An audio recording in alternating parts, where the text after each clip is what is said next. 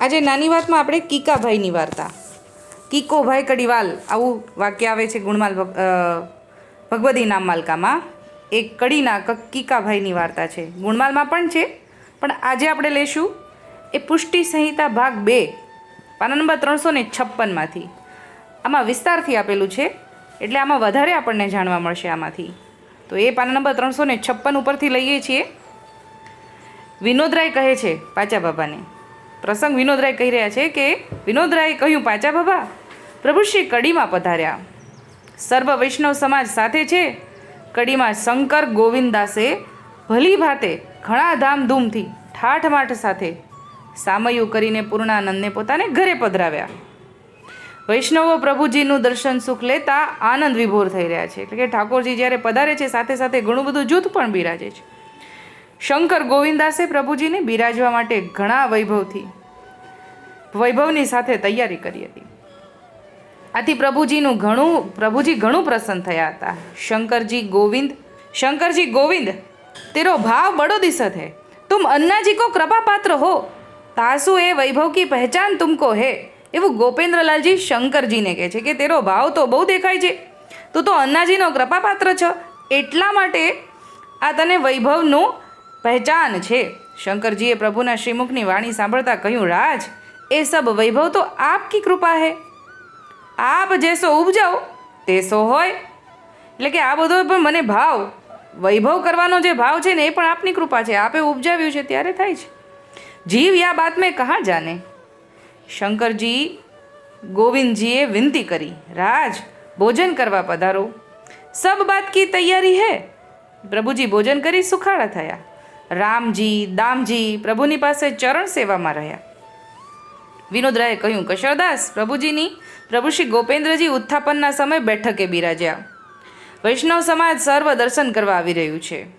ખબર પડે ને, ગોપેન્દ્રલાલજી બિરાજે છે એટલે આજુબાજુના જે કંઈ પણ આપણા ઠાકોરજીના સેવકોએ દર્શન કરવા આવે, સર્વ દર્શન કરતા આનંદ મંગલ પામી રહ્યા છે. હવે પ્રભુજીની લીલાનો પ્રસંગ જીવ ઉપર કેવી રીતે કૃપા કરે છે એ જાણો.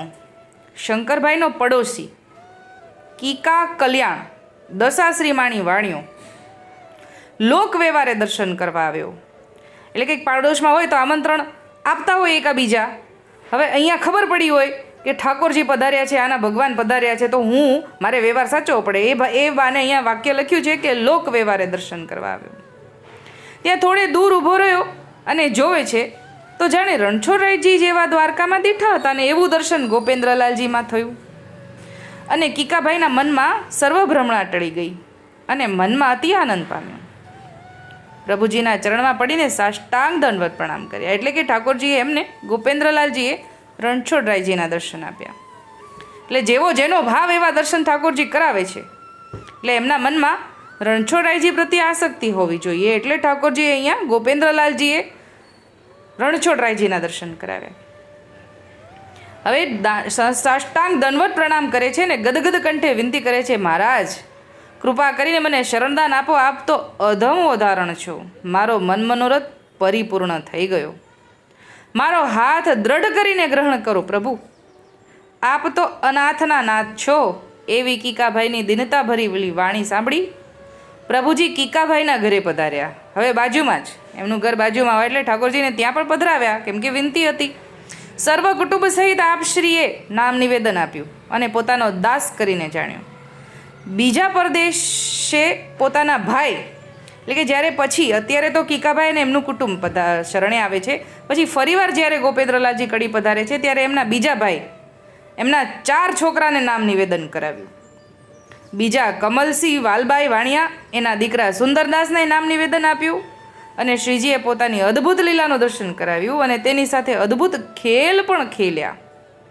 શ્રીજીએ તેના ઉપર અસીમ કૃપા કરી અને પોતાની સાથે રાખ્યો, પોતાની પાસે રાખ્યો. અને ગુણમાલમાંથી આપણને એમનું સેવ્ય સ્વરૂપ પણ મળી આવે છે કે એમના ઉપર ઠાકોરજીએ ચરણ સેવા પધરાવી હતી. એવું લખેલું છે ગુણમાલમાં કે ઠાકોરજીએ એમના ઉપર ચરણ સેવા પધરાવી આપી હતી અને ચરણારવિંદ પધરાવ્યા હતા અને એમને સાનુભાવ પણ હતા. એવા કીકાભાઈને આપણા દંડવત પ્રણામ પહોંચે. અત્યારે આટલું જ બોલમાં નાની વાતને વિરામ આપું છું. બોલો શ્રી ગોપાલ લાલ કી જય.